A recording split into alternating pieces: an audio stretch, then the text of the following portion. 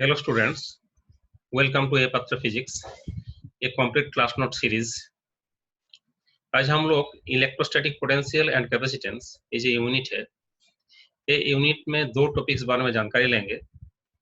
The first topic is expression for electrostatic potential energy of A system of charges and the second topic is potential energy possessed by an electric dipole when placed in an external electric field. Now let us start our first topic, expression for electrostatic potential energy of a system of charges.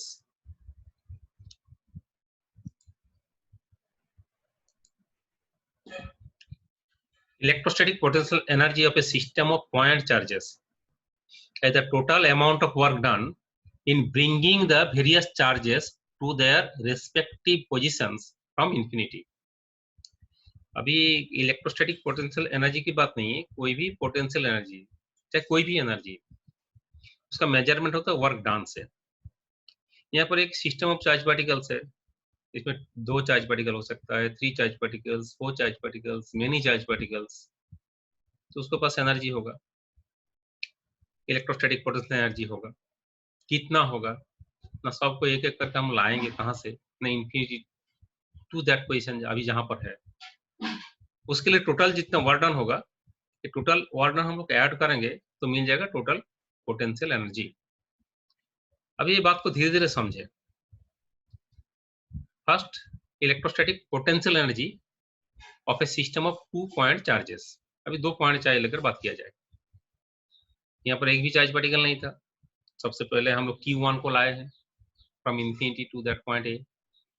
अभी पहले से कोई electric field था नहीं, कोई charge particle नहीं था, ना तो अट्रैक्शन था ना तो रिपल्सन फोर्स था। इसलिए first charge particle Q1 when we bring it from infinity to that point A, there will be no work done at all. कोई काम में ही नहीं होगा, फोर्स नहीं तो कैसे काम होगा, तो इसके पास एनर्जी भी नहीं होगा। मतलब एक सिंगल पॉइंट चार्ज है यहाँ रखा हुआ है, उसके पास कोई भी इलेक्ट्रिकल और इलेक्ट्रोस्टैटिक पोटेंशियल एनर्जी नहीं है।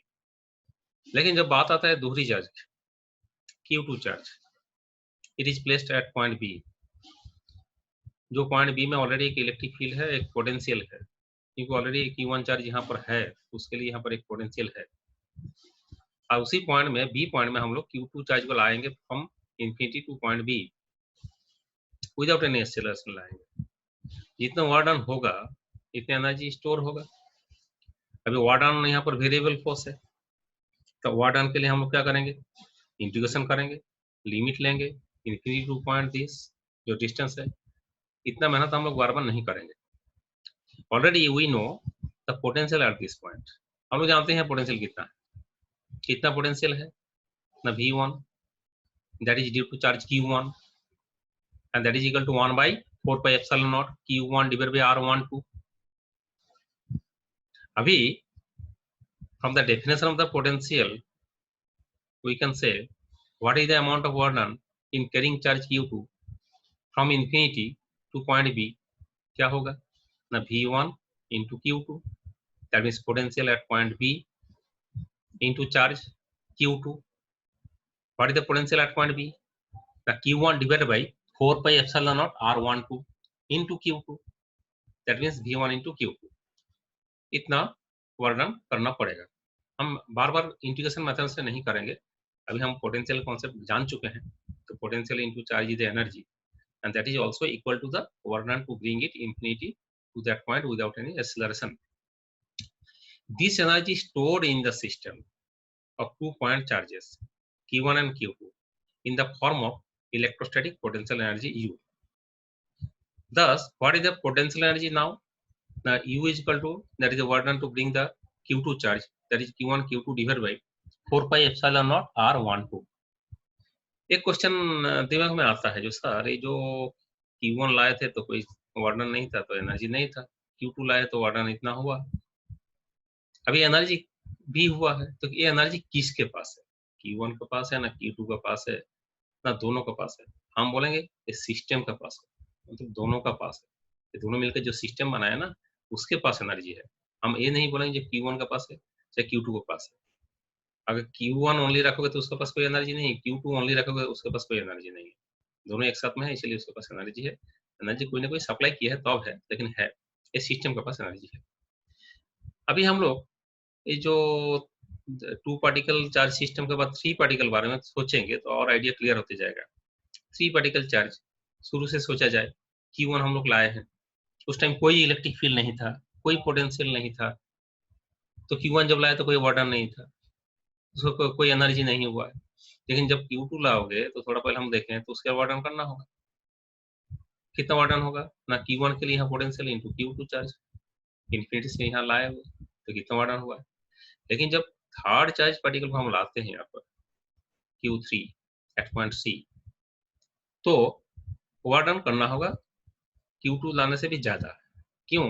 अभी C पॉइंट जो है ना, at this point there is a potential due to the Q1 charge, also due to the Q2 charge, दोनों के लिए पोटेंशियल है, तो दोनों के लिए पोटेंशियल इंटू Q3 मल्टीप्लाई करोगे तो what will the work done to bring Q3 from infinity to that point C without any acceleration, तो निकल के आ जाएगा। देखा जाए क्या है बात। और इसमें एक नोटेशन थोड़ा ध्यान दीजिएगा, R12 that is the distance between first and second charge, R23 distance between second and third charge, R13 distance between first and third charge. ये जो सफिक्स लिख रहा हूँ ये देख के पता चल जाता है कि इसका दोनों का बीच में डिस्टेंस की बात हम लोग बता रहा हूँ। तो इसमें इन ब्रिंगिंग Q1 चार्ज जो पहले हम बोल चुका हूँ, यहाँ लिखा हुआ देखिए, Q1 to position A no work is done, क्यों वो तो समझ में आ गया। When we bring charge Q2 from infinity to B at a distance R12 from Q1, work is done, कितना होगा ना, potential to Q1 into Q2 इतना वर्क डन हुआ है। सेकंड, जब हम लोग थर्ड चार्ज Q3 को लाएंगे इन्फिनिटी टू पॉइंट C, तो अभी C पॉइंट में दोनों के लिए पोटेंशियल है, Q1 एंड Q2 दोनों चार्ज के लिए है। इंटू Q3 करेंगे सिमिलरली जैसे हम पहले किए, तो उसके लिए पोटेंशियल दिस वन, और Q2 के लिए C पॉइंट में पोटेंशियल इतना है, इधर डिस्टेंस हो गया R13 R23 दोनों डिस्टेंस है इंटू Q3। अभी total work done to bring all the 3 charges that will be W1 plus W2 plus W3, तो पहला तो 0 है, दूसरा चार्ज Q2 लाए तो इतना है, थर्ड चार्ज लाए हैं तो इतना वर्क डन हुआ है, तीनों को एक साथ में ऐड कीजिए तो ये मिलेगा total work done, and it is the total amount of energy stored with in the 3 charge particle system, इतना एनर्जी स्टोर हुआ है। इसमें कैसे लिख रहा हूँ, कैसे याद रखेंगे फॉर्मूला, एक फॉर्मूला है, इसका यूज होता है, कोई ट्रायंगल में 3 वर्टेक्स है, तो 3 वर्टेक्स में 3 चार्ज पार्टिकल है, may be one positive may be another negative, तो नेगेटिव इंटू पॉजिटिव तो अपने आप नेगेटिव एनर्जी आ जाएगा। तो हम कैसे याद रखेंगे, देखो 3 चार्ज पार्टिकल हम दो दो करके कितना में लिख सकता हूँ, Q1 Q2 by R12, Q1 Q3 by R13, Q2 Q3 divide by R23। अब तो हम लोग नहीं सजा सकता हूँ, तो इतना ही 3 टर्म हमको मिल जाएगा। एनर्जी फिर कुछ बोल रहा हूँ किसके पास है, ना तो Q2 ना तो Q3, तीनों मिला के जो सिस्टम हुआ, ये सिस्टम के पास एनर्जी है। सिमिलरली अगर हम 4 चार्ज पार्टिकल की बात करें, ऐसा क्वेश्चन सबको मिलेगा जो उसमें एक स्क्वायर है, उसका 4 वर्टेक्स है, 4 वर्टेक्स में चार्ज पॉइंट चार्ज रखा हुआ है, तो उसका पास एनर्जी कितना होगा। तो इन दिस वे पहले इसे लिखे थे, इसका फॉर्मूला मैं इसे ढंग से लिख सकता हूँ, देयर आर 4 चार्ज पार्टिकल्स, हम दो दो एक साथ में ले लें, कितना बार लिख सकता हूँ ना, 6 टाइम्स। ऐसे लिखा गया, देखिए याद रखने के लिए 1/4 पे एप्सिलॉन सबका साथ कॉमन ले लीजिए। Q1 Q2 जब लिखे थे R12, Q1 Q3 R13, Q1 Q4 नीचे R14, तो Q1 का काम खत्म, अभी Q2 लेंगे, Q2 Q3 R23, Q2 Q4 R24, तो Q2 का भी हो गया है, अभी बांचा है कौन, Q3 and into Q4 divide by R34, there will be 6 terms. अब अनदर 5 चार्ज पार्टिकल को लाओगे तो कितना होगा, another 4 term will be added for the 5 charge particle system. एक फॉर्मूला अगर लिखोगे उसमें 10 गो टर्म आएगा एंड सो ऑन। तो बेसिकली हम लोग एग्जाम के लिए अगर तैयारी करें तो 3 charge particle system and 4 charge particle system, ये जो फॉर्मूला है ये जरूरी है। उसके बाद from the above discussion we can say that a single charge particle possesses no electrostatic potential energy, that is electrical energy, but a single charged object possesses electric potential energy because each has a large number of point charges on it. अभी ये question कभी भी आता है दिमाग में, भी हम लोग को आता है कि पॉइंट एक चार्ज है, ओनली सिंगल चार्ज है, उसके पास कोई इलेक्ट्रिक एनर्जी है? बोले ना। Electric energy means electrostatic potential energy, जिसको हम लोग शॉर्टकट इलेक्ट्रिक एनर्जी बोलते हैं, उसके पास नहीं होगा। एक सिंगल पॉइंट चार्ज है आइसोलेटेड, उसके पास नहीं होगा, कोई एनर्जी नहीं है, क्योंकि कोई ना कोई इलेक्ट्रिक फील्ड में नहीं है। अभी पॉइंट चार्ज को छोड़ दीजिए, एक सिंगल पॉइंट चार्ज मिलना ही मुश्किल है। इसमें हम एक सिंगल आइसोलेटेड चार्ज ऑब्जेक्ट है, मान लीजिए आसपास कुछ भी नहीं है, लेकिन ऑब्जेक्ट चार्ज ऑब्जेक्ट। बात होता है एक सिंगल पॉइंट चार्ज के पास कोई एनर्जी नहीं थी, इलेक्ट्रिकल एनर्जी, लेकिन चार्ज ऑब्जेक्ट के पास एनर्जी होगा? बोला हाँ होगा। क्यों होगा? तो उसमें तो एक सिंगल चार्ज नहीं है, एक कोई चार्ज ऑब्जेक्ट, उसके पास बहुत सारा पॉइंट चार्जेस है। और हम लोग अगर सोचते हैं, जो पहले जो प्रोसेस हम लोग समझे, ए वन आफ्टर अनदर, एक पॉइंट चार्ज, फिर दूसरा पॉइंट चार्ज, तीसरा point charge, in this way we accumulate all the charges on the object. तो हम लोग को काम करना पड़ा और इतना ही एनर्जी उसमें स्टोर हुआ है। अभी कैसे एनर्जी आया है, कौन सप्लाई किया, that is nothing but matter. हम लोग को ये सुन के रखिए, जो कोई भी एक चार्ज ऑब्जेक्ट है तो उसके पास एनर्जी है। क्यों एनर्जी अभी समझ में आ रहा है। एक पॉइंट चार्ज के पास नहीं होगा, एक पॉइंट मूविंग चार्ज, उसके पास एनर्जेटिक चार्ज पार्टिकल बोला जाता है, लेकिन वो इलेक्ट्रिकल एनर्जी नहीं है। इन फ्यूचर ऐसे बहुत बार आएगा, वो kinetic energy, that is mechanical energy. Mechanical energy को भी इलेक्ट्रिकल एनर्जी नहीं है। तो बोला सर पॉइंट चार्ज के पास कोई भी एनर्जी नहीं हो सकता? जरूर हो सकता है, अगर दूसरा इलेक्ट्रिक फील्ड में रखा जाए। जैसे U equal to Q into V R. ये आर जो हम लोग लिखते हैं ना, it means V is the function of r. That means at the different point, for the different r, V will be different.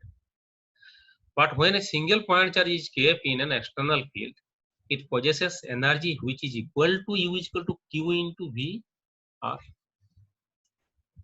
मतलब क्या है? ओनली एक पॉइंट चार्ज उसके पास कोई इलेक्ट्रिक एनर्जी नहीं, लेकिन जब उसको इलेक्ट्रिक फील्ड में रख दिया जाए तो उसके पास एनर्जी आ जाएगा। कितना आ जाएगा? तो जहां रखा गया वहां पोटेंशियल अगर V होता है, और जो चाहे रखे पॉइंट चार्ज जिसका वैल्यू Q होता है, तो एनर्जी उसके पास होगा Q into V। अभी ये जो इलेक्ट्रोस्टैटिक पोटेंशियल एनर्जी, दैट में भी पॉजिटिव, दैट में भी नेगेटिव, दैट में भी जीरो। और कहां पर पोटेंशियल एनर्जी पॉजिटिव होता है, कहां नेगेटिव होता है ना? जहां पर रिपल्सिव होता है ना, वहां ऑलवेज एनर्जी भी पॉजिटिव होता है। रिपल्सिव फोर्स को पॉजिटिव नेचर फोर्स बोला जाता है। मतलब अगर टू चार्ज पार्टिकल सिस्टम बारे में सोचें हम लोग, ये बात तो क्लियर हो जाएगा। दो पॉजिटिव चार्ज पार्टिकल्स है, तो दोनों के बीच में रिपल्सन है, तो सिस्टम के पास पॉजिटिव एनर्जी होगा, पॉजिटिव इलेक्ट्रोस्टैटिक पोटेंशियल एनर्जी होगा। अभी दोनों का दोनों नेगेटिव है, तो भी दोनों का अंदर में क्या होता है? रिपल्सिव फोर्स है, वो भी पॉजिटिव फोर्स है, तो एनर्जी भी पॉजिटिव होगा। लेकिन एक पॉजिटिव और एक नेगेटिव आ जाए, अट्रैक्टिव फोर्स होगा, तो उसका अंदर में जो एनर्जी है वो नेगेटिव एनर्जी होगा। आप लोग स्टैंडर्ड 11 में पढ़ चुके हैं कि gravitational force that is always attractive in nature. तो जितना एब्सोल्यूट ग्रेविटेशनल पोटेंशियल एनर्जी की बात हम लोग देखे हैं, all the negative, gravitational potential energy positive होता नहीं है, नेगेटिव है। क्यों ना? अट्रैक्टिव फोर्स है। एक कॉन्सेप्ट ओनली चार्ज के लिए नहीं है, कहीं भी ऐसा टाइप सिचुएशन होगा तो हम लोग एक पॉजिटिव एनर्जी या नेगेटिव एनर्जी का कॉन्सेप्ट एक ही जैसा सोचेंगे। अभी हम लोग ये सेकंड टॉपिक्स में आ जाते हैं। सेकंड टॉपिक नहीं, इसी का एक कंटिन्यूएशन है। पोटेंशियल एनर्जी या फिर system of two charges in an external field. बोले एक system of two charges, figure diagram देखिए, एक एक्सटर्नल इलेक्ट्रिक फील्ड है, जो लाइन ऑफ फोर्स इसमें ड्रॉ किए हम लोग। एक Q1 अनदर Q2, दो पॉइंट चार्ज मिला का एक सिस्टम है। Q1 का पोजीशन हो गया R1 वेक्टर और Q2 हो गया R2 vector. V also depends upon R1 R2। ये जो V यहाँ पर जो है, यहाँ पर V अलग होगा। R12 is the distance between these two charge particles। ना ये सिस्टम के पास एनर्जी कितना है, पहले हम लोग एनर्जी बारे में जान चुके हैं। ये एनर्जी तो होगा ही, जब आपस में दोनों है तो ये एनर्जी तो रहेगा ही, प्लस इसके पास कुछ एक्स्ट्रा एनर्जी आ गया।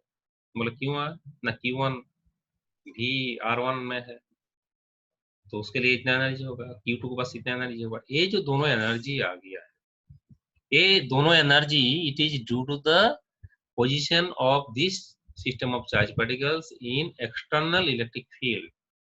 मतलब ये तो अपना एनर्जी रहेगा ही दोनों चार्ज पार्टिकल के पास। एक्सटर्नल इलेक्ट्रिक फील्ड में रहने के लिए चलते उसके पास और दो एनर्जी आ गया, तो टोटल एनर्जी आपका इतना हो गया है। तो ये total energy in the system of two charge particle system, net energy. लेकिन इसका कैलकुलेशन हम कैसे करेंगे? ये एक थियोरेटिकल कॉन्सेप्ट है, एक मैथमेटिकल लैंग्वेज में थियोरेटिकल कॉन्सेप्ट लिखा हुआ है। हाँ, कैलकुलेशन तो भी कर पाएंगे अगर हम लोग के भी R1 और भी R2 को वैल्यू पता है, Q1 Q2 को वैल्यू पता है, तो हम लोग निकाल लेंगे। अभी एक टू चार्ज पार्टिकल सिस्टम जो वेल नोन है, दैट इज इलेक्ट्रिक डाइपोल। अब एक इलेक्ट्रिक डाइपोल मान लीजिए, एक Q1 हो गया है माइनस Q और Q2 हो गया है प्लस Q, मतलब एक डाइपोल रखा हुआ है। R12 is the dipole length, then what will be the energy ना, ये दोनों के बीच में अट्रैक्शन है तो अपने आप ये नेगेटिव एनर्जी आ जाएगा। इतनी एनर्जी तो ऑलवेज रहेगा, जहीं भी डाइपोल जाए तो उसके पास एनर्जी है। ये जो एनर्जी इसके पास एक्स्ट्रा आ गया है when the dipole is placed in an external electric field, energy extra है। तो अभी हम लोग पूछें वो जो डाइपोल है जिसको एक्सटर्नल इलेक्ट्रिक फील्ड में रखा हुआ है, नेट एनर्जी कितना ना, it is the net energy. ये जो है ना, it is due to the position in external electric field and this is due to their own configuration, जो ऑलरेडी उसके पास रहेगा ही। अगर बाहर में इलेक्ट्रिक फील्ड में रखो तो भी है, नहीं रखो तो भी एनर्जी है। अभी एक फॉर्मूला को हम यहाँ रहने देते हैं। हम पहले बताए एक थियोरेटिकल कॉन्सेप्ट है जो मैथमेटिकल लैंग्वेज में लिखा हुआ है, इससे हम लोग कोई ठोस फॉर्मूला नहीं मिल रहा है जिसे कैलकुलेशन करें। तो ये जो है ना, इसको मिलने के लिए हम दूसरा ढंग से सोचे। अभी हम जो next topic that is more important, potential energy of a dipole in an external uniform electric field, मतलब इलेक्ट्रिक फील्ड में रहने के चलते जो एनर्जी, हम उसके बारे में बात करेंगे, टोटल एनर्जी बारे में बात नहीं करेंगे। तो जो पोटेंशियल एनर्जी इलेक्ट्रिक फील्ड में है उसके चलते है उसके बारे में, नेट नॉट नेट एनर्जी हम निकालेंगे। It is the energy possessed by the dipole by virtue of its particular position in the electric field. Let us consider a dipole with charge Q1 equal to minus Q और Q2 is equal to plus Q placed in a uniform electric field E as shown in the figure। जो थोड़ा पहले हम draw किए थे, हम इसमें minus Q plus Q किए। P the dipole moment, 2a is the length of the dipole, dipole का डायरेक्शन होता है from negative to positive, Q2 is the plus, इसको फोर्स किधर मिल रहा है, in the same direction, positive charge है। माइनस को इधर फोर्स मिल रहा है opposite in direction, minus Q into E, कैसे रखा हुआ है ना, थीटा एंगल। अभी जब हम लोग कोई डाइपोल को इलेक्ट्रिक फील्ड में रखते हैं, यूनिफॉर्म इलेक्ट्रिक फील्ड में रखते हैं, तो नेट फोर्स तो जीरो हो गया, क्योंकि जितना प्लस की हुई इतने माइनस की हुई, तो नेट फोर्स तो जीरो हो गया। इसका नेट फोर्स जीरो हो गया तो ट्रांसवर्सल मोशन तो नहीं होगा, लेकिन नेट टॉर्क है। नेट टॉर्क कितना होगा, tau equal to P cross E, that is P sin theta. Torque different पोजीशन में डिफरेंट होगा, that depends on the theta. Torque एक है, वो नेचुरली उसको मिलते जा रहा है टॉर्क। कोई भी डाइपोल को हम लोग इलेक्ट्रिक फील्ड में रखेंगे तो टॉर्क मिलेगा, कितना होगा that depends upon the position, that depends upon theta, लेकिन टॉर्क है। अभी ये टॉर्क का काम क्या होता है, ये torque always try to set the dipole parallel to the electric field. मतलब कोई इलेक्ट्रिक फील्ड में एक टॉर्क को डाइपोल को रख दिया ना, उसका टॉर्क मिलता है, उसको काम ही होता है घुमा फिरा करके पैरेलल बना दे, अपना जिधर उसके साथ पैरेलल कर दे पी को, ये इसका टेंडेंसी है। तो इसमें सपोज एन एक्सटर्नल टॉर्क, अभी हम लोग को एनर्जी निकालना है तो वर्क डन की बात आता है। तो वर्क डन बार बार हम लोग जब डिफाइन करते हैं बाई एक्सटर्नल टॉर्क जो है बाई एक्सटर्नल फोर्स हिसाब से, मतलब work done by external force और एक्सटर्नल टॉर्क हिसाब से हम लोग निकाल लेते हैं। Let us suppose an external torque EEXT, it is symbol for the external torque, is applied in such a manner that it just neutralizes this torque, मतलब ये टॉर्क को न्यूट्रलाइज करते हैं and rotate it in the plane of paper from angle theta naught, मतलब initial position जो angle था, to angle theta 1, मतलब finally जहां लेके जाएंगे उस टाइम एंगल कितना है, विदाउट एंगुलर एक्सीलरेशन। ये जो हम लोग बोलते हैं न्यूट्रलाइज मतलब इक्वल और अपोजिट, क्योंकि विदाउट एनी एक्सीलरेशन ले जाना है। ये बात हम लोग पहले भी जान चुके हैं। अगर कोई चार्ज पार्टिकल विथ एक्सीलरेशन जा रहा है, मूव कर रहा है, then it radiates energy in the form of electromagnetic wave. अब जितना वर्क डन है उसका एक पार्ट एनर्जी रेडिएट हो जाएगा, तो हम लोग जो स्टोर हो गया एनर्जी हम नहीं बोल पाएंगे जो work done equal to that store energy, क्योंकि एक पार्ट तो निकल गया। इसलिए बार बार हम लोग बोलते हैं work done without any acceleration. In this case torque की बात है तो हम लोग विदाउट एनी एंगुलर एक्सेलरेशन की बात कर रहा हूँ। तो यहाँ वर्क डन जो है यहाँ हम लोग इंटीग्रेशन मेथड में करेंगे। क्यों? जहाँ भी फोर्स चाहे टॉर्क वेरिएबल होता है तो स्मॉल डिस्प्लेसमेंट लेते हैं हम लोग। Here the displacement is the d theta is very very small angular displacement। Small displacement का जो है उसमें क्यों लेते हैं ना, उस टाइम हम लोग सोचते हैं लगभग इसका वैल्यू कांस्टेंट रहता है। अगर कांस्टेंट वैल्यू होता तो दिक्कत नहीं था, इनटू डायरेक्ट मल्टीप्लाई कर दीजिए एंगल से, चाहे फोर्स इनटू डिस्टेंस से, डिस्प्लेसमेंट से। लेकिन यहाँ तो हम लोग वेरिएबल की बात कर रहा हूँ क्योंकि डिफरेंट पोजीशन के लिए टॉर्क डिफरेंट है। तो वाट डन कितना होगा?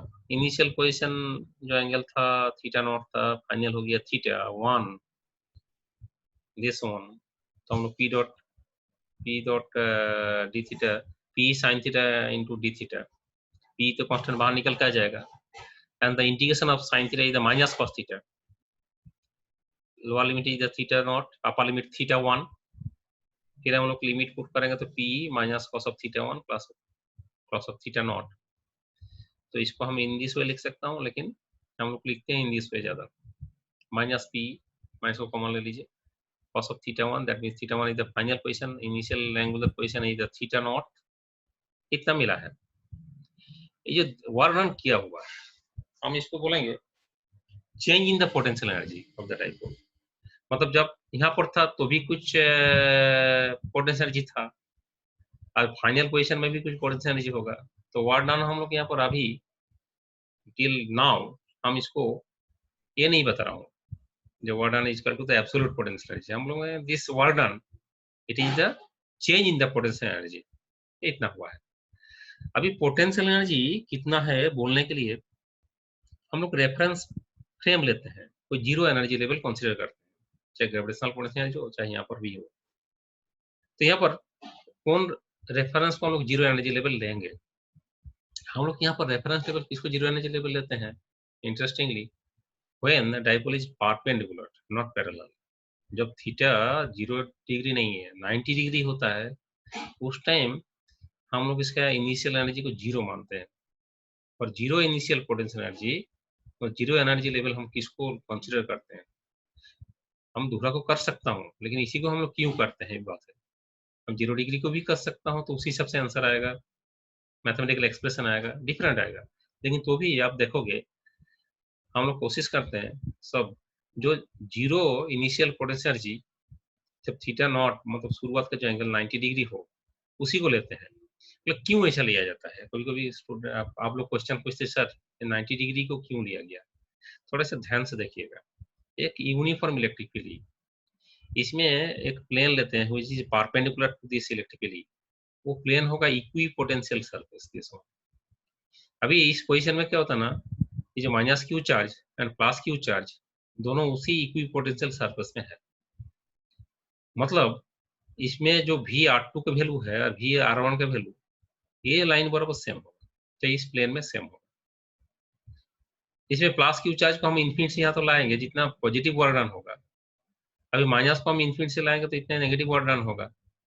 तो net potential energy due to this electric field in this position, जितना प्लस इसके पास एनर्जी इतना माइनस इसके पास एनर्जी है, क्योंकि दोनों एक ही इक्वी पोटेंशियल सरफेस में है। तो दोनों मिलकर पोटेंशियल एनर्जी कितना हो गया? जीरो हो गया। आपस में जो 1/4 Q1 Q2 divide by R12 तो है ही, वो हम उसको बात नहीं कर रहा हूँ। लेकिन इस पोजीशन में हम लोग इतना बोल सकता हूँ जो जितना पॉजिटिव एनर्जी इसके पास इतना नेगेटिव एनर्जी इसके पास है, तो नेट एनर्जी जीरो। इसीलिए हम लोग 90 डिग्री को जीरो एनर्जी लेवल मानते हैं। दूसरा कोई भी एंगल को हम लोग एनी एंगल मान लेते हैं।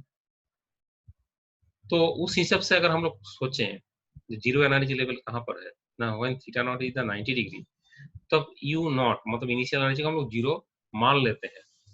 हम दूसरा मान सकते हैं, पहले ही बताया, लेकिन हम इसी को कन्वेंशनली मानते हैं, इसका लॉजिक है। इसलिए theta 1 is equal to theta, मतलब दूसरा कोई एनी एंगल को हम लोग थीटा 1 लिए थे, फाइनल एंगल को हम थीटा मान के चल रहा हूँ। तो हम लोग उस टाइम जो एनर्जी U1 को तो हम लिखेंगे एब्सोल्यूट एनर्जी U, कितना एनर्जी है। तो अभी ये इक्वेशन जो था हम लोग को, इक्वेशन में हम लोग पुट करेंगे इसका वैल्यू U, इसका वैल्यू 0, और तब थीटा नॉट का वैल्यू क्या पुट करोगे? 90 डिग्री पुट करोगे उस टाइम। U माइनस 0 मतलब U final minus U initial equal to minus P into E cos of theta minus cos of 90 degree, and cos 90 is the 0, that is equal to minus PE cos theta, or U is equal to minus PE cos of theta, that is the U is equal to minus P dot E. इसका unit होगा joule, it is scalar quantity, energy वाला scalar quantity या कोई भी energy joule होता है इसका unit. तो ये जो फॉर्मूला है, बोला सर ये भी तो पोटेंशियल एनर्जी का फॉर्मूला है, मैक्सिमम बुक में इसी को यू लिख दिए हैं, but it is better to say it is the potential energy difference. अब जब पोटेंशियल एनर्जी एब्सोल्यूट की बात करोगे कितना पोटेंशियल एनर्जी है, तो हम लोग को पहले जीरो एनर्जी लेवल को डिफाइन करना होगा, और in this case 90 degree angle को हम लोग जीरो एनर्जी लेवल मानते हैं। तो इतना हो गया, तो अभी फॉर्मूला आ गया। एक फॉर्मूला था टॉर्क के लिए, tau equal to tau vector equal to P cross E था, एक सिमिलर टाइप का फॉर्मूला हो गया, क्योंकि वो टॉर्क था, यहाँ पर एनर्जी आ गया, ये डॉट प्रोडक्ट आ गया, तो minus P dot E, it is the formula for the energy. Play energy due to the position in the electric field, energy कब मैक्सिमम होगा कब मिनिमम होगा देखा जाए। जब थीटा 0 डिग्री, तो इसमें कितना होगा एनर्जी, माइनस पी होगा, cos 0 1, that is the minimum energy and it is a stable equilibrium। हम किसी को भी जीरो लेवल मान लें, ये जो मिनिमम एनर्जी होगा, पोजीशन होगा, it is natural one. Natural one means हम लोग फिजिक्स समझे नहीं समझे, पढ़े नहीं पढ़े, चाहे मैथमेटिक्स कुछ भी कर ले, जो पैरेलल होगा ना उस टाइम उसके पास एनर्जी मिनिमम ही होगा। और जब पोटेंशियल एनर्जी मिनिमम होता है कोई पार्टिकल चाहे ऑब्जेक्ट का सिस्टम का, तो उस टाइम हम तो स्टेबिलिटी सबसे अच्छा है। तो इसमें स्टेबल इक्विलिब्रियम पोजीशन पहले भी जान चुके हैं, उस टाइम टॉर्क भी जीरो पैरेलल जब होता है, और net force always zero in uniform electric field. तो जब टॉर्क जीरो और फोर्स जीरो तो इक्विलिब्रियम था, उसके साथ साथ अनदर एक कॉन्सेप्ट ऐड हुआ है, जब स्टेबल इक्विलिब्रियम होता है तो उस टाइम एनर्जी भी मिनिमम होता है। तो अनस्टेबल इक्विलिब्रियम दूसरा पोजीशन कौन था ना, 180 डिग्री जब एंगल था, एंटी पैरेलल, cos ऑफ 180 की वैल्यू कितना होता है, यहाँ देखिए -1, उस टाइम एनर्जी कितना, प्लस पी, मतलब यहाँ माइनस पी एनर्जी था, इसमें प्लस पी एनर्जी। तो ये जो ये भी एक इक्विलिब्रियम पोजीशन था। एक डाइपोल का दो ही इक्विलिब्रियम पोजीशन मिलता है इन्हें यूनिफॉर्म इलेक्ट्रिक फील्ड, दो ही पोजीशन मिलता है, पैरेलल एंटी पैरेलल। तो एंटी पैरेलल होता है अनस्टेबल इक्विलिब्रियम, उस टाइम एनर्जी होता है मैक्सिमम। कोई सिस्टम का मैक्सिमम जो एनर्जी होता है ना, उस टाइम उसका अनस्टेबिलिटी बढ़ जाता है, सबसे मैक्सिमम अनस्टेबल होता है वो। तो अभी change of energy from stable equilibrium to unstable equilibrium, चाहे वाइस वर्सा, हम कैसे मिलेगा वो ना, U maximum minus U minimum, U maximum कितना P, minus U minimum minus P, तो कितना एनर्जी डिफरेंस 2p। ये जो हम 2p देख रहा हूँ, इसका ऊपर क्वेश्चन कैसे बनता है, what is the energy difference between two stable and unstable positions of electric field in of A electric dipole, यही क्वेश्चन हो सकता है। चाहे दोनों के बीच में एंगल कितना होना चाहिए, एनर्जी डिफरेंस इतना होता है। अल्टीमेटली हम किसी को भी रेफरेंस ले, लेकिन बार बार आंसर आपको दोनों एनर्जी के बीच में एनर्जी जो डिफरेंस आएगा वो 2p आएगा, और जब 90 डिग्री एनर्जी जीरो, हम तो पहले देख चुके हैं। अभी हम लोग के पास फॉर्मूला है कितना एनर्जी, एक डाइपोल जब हम लोग इलेक्ट्रिक फील्ड में रखते हैं तो उसके पास एनर्जी होता है माइनस पी कॉस थीटा। तो सर पहले तो आप दूसरा कुछ बताए थे, व्हाट इज द कॉन्ट्रडिक्शन, इसमें कोई कॉन्ट्रडिक्शन नहीं। ये जो था एक कॉन्सेप्चुअल, एक मैथमेटिकल लैंग्वेज में कोई कॉन्सेप्ट को लिखे हैं, और ये जो टर्म देख रहे हैं ना, ये तो ऑलवेज होगा डाइपोल के पास, इलेक्ट्रिक में रखो तो भी होगा, नहीं रखो तो भी होगा, आप इधर रखो कोई भी पोजीशन में रखो तो इसका यही होगा। तो हम जब क्वेश्चन पूछते हैं what is the electrostatic potential energy possessed bye an electric dipole when placed in uniform electric field, तो ये इनसिग्निफिकेंट हो जाता है, तो ऑलरेडी है, नेट एनर्जी बोलोगे तो इतना है। अभी ये जो पार्ट देख रहे हैं ना, हम बोले ये तो थियोरेटिकल कॉन्सेप्ट है, इसको हम कैलकुलेशन कैसे करेंगे ना, कैलकुलेशन करेंगे वो पहले जो किया ऐसा ही, मतलब ये जो पार्ट है इसका वैल्यू होता है that is the minus P cos of theta, is the value. ये पार्ट जो है ना, तो हमको फाइनली जब लिखेंगे तो net energy of an electric dipole when placed in a uniform electric field, तो आपको लिखना होगा, नेट एनर्जी की बात कर रहा हूँ, इलेक्ट्रिक फील्ड में रहने के चक्कर में इतना एनर्जी है minus P cos of theta, okay, लेकिन वो आपस में दोनों है इसलिए उसके पास एनर्जी है, तो होगा ही ऑलवेज, ये एनर्जी प्लस ये एनर्जी। ये जो है इसको that is equal to the minus P cos theta. ये हम थोड़ा दूसरे ढंग से भी ये बात को कर सकते हैं, समझ सकते हैं। जैसे मान लीजिए फिगर डायग्राम देखिए, फिगर डायग्राम क्या होता है ना, ये जो है यहाँ पर एक इक्विपोटेंशियल सरफेस है, इक्विपोटेंशियल सरफेस, मतलब यहाँ जो है एक पॉइंट चार्ज यहाँ से यहाँ तक लाओगे तो एक यूनिट चार्ज को यहाँ से, मतलब लोअर पोटेंशियल यहाँ पर है, इधर हायर पोटेंशियल, क्योंकि इलेक्ट्रिक डायरेक्शन इधर है, potential decrease along the same direction of electric field. तो यहाँ से यहाँ तक जो पोटेंशियल डिफरेंस होगा हम कैसे डिफाइन करेंगे, what done to bring it without an acceleration, एक यूनिट पॉजिटिव टेस्ट चार्ज एक पॉइंट से दूसरा पॉइंट। अभी इसमें उसमें यूनिट पॉजिटिव टेस्ट चार्ज को फोर्स कितना अप्लाई करना होगा, तो माइनस ही अप्लाई करना होगा, उसका नेट डिस्प्लेसमेंट इतना होगा। देखो यहाँ पर कुछ बात लिखा हुआ, देखिए the potential difference between R1 and R2, ये R1 position R2 position equals to work done in bringing a unit positive test charge against field from R2 to R1, मतलब यहाँ से यहाँ तक लाओगे, against field लाओगे, against क्यों इधर फिर उल्टा है ना, तो उसको उल्टा में लाओगे, तो जितना वर्क डन होगा पर यूनिट पॉजिटिव टेस्ट चार्ज यहाँ से यहाँ तक लाने के लिए, R1 और R2 से R1 लाने के लिए, वो वर्क डन होता है पर unit positive test charge is the potential difference. अभी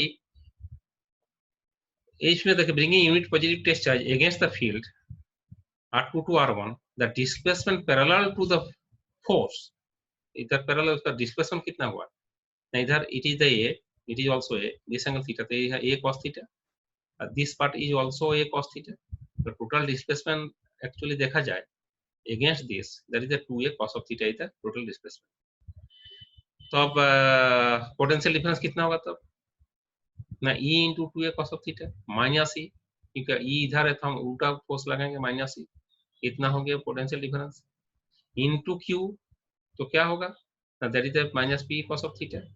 दैट मीन्स ये जो टर्म है, ये टर्म का बदल हम लोग minus P cos of theta, जबकि इसके कैलकुलेशन इन दिस वे नहीं करके हम लोग इन दिस वे करते हैं, and it is the better way to understand. आप लोग इसी मेथड में ही करोगे एग्जाम में, जो कितना पोटेंशियल एनर्जी है, लेकिन ये एक टर्म है, ये भी टर्म है, तो कभी कभी स्टूडेंट कंफ्यूज करते हैं जो कौन सही है, दोनों सही है। एक्चुअली ये टर्म जो है ना वही minus P cos of theta, ये एक थियोरिटिकली लिखा हुआ है, इसको हम लोग उसको एक फॉर्मूला में कन्वर्ट करेंगे तो इसका value minus P cos of theta होगा, तो दूसरा ढंग से भी यहाँ समझ सकते हैं। और इतना अगर कोई सोचते तो अब उसके लिए है, अदरवाइज इतना तो जो किया हुआ है मैक्सिमम एनर्जी मिनिमम एनर्जी, इसके जो डेरिवेशन ये ठीक है, सफिशिएंट है, और इसको आपको करना हो, क्योंकि एग्जाम में अगर तैयारी करना चाहते तो इसको करना ही होगा। तो वीडियो को एक दो बार करके देखोगे आप लोग, फिर इसका नोट हम आप नोट भी इसके साथ आपका डिस्क्रिप्शन बॉक्स में मिल जाएगा। वीडियो को लाइक भी करोगे और चैनल सब्सक्राइब कीजिएगा, तो डेली जो न्यू वीडियो है वो आपको ऑटोमेटिकली मिलते जाएगा। और इसको पढ़ोगे, जब नेक्स्ट क्लास में जाओगे तो उससे पहले जैसे 3D सीरीज का है, तो 3A B C D एक बार फिर देख लीजिएगा, फिर ई में जाओगे, फिर एक बार देख करके एफ में जाओगे, तो ऐसे ही अपने आप तैयारी होती जाएगा एग्जाम के लिए। नाउ अभी हम यहाँ पर स्टॉप कर रहा हूँ, ओके, तो स्टॉप कर रहा हूँ, फिर आप लोग नेक्स्ट वीडियो के लिए इंतजार कीजिए, इसको बार बार देखिए, लाइक कीजिए और आप इसको सब्सक्राइब भी कीजिए। Now bye.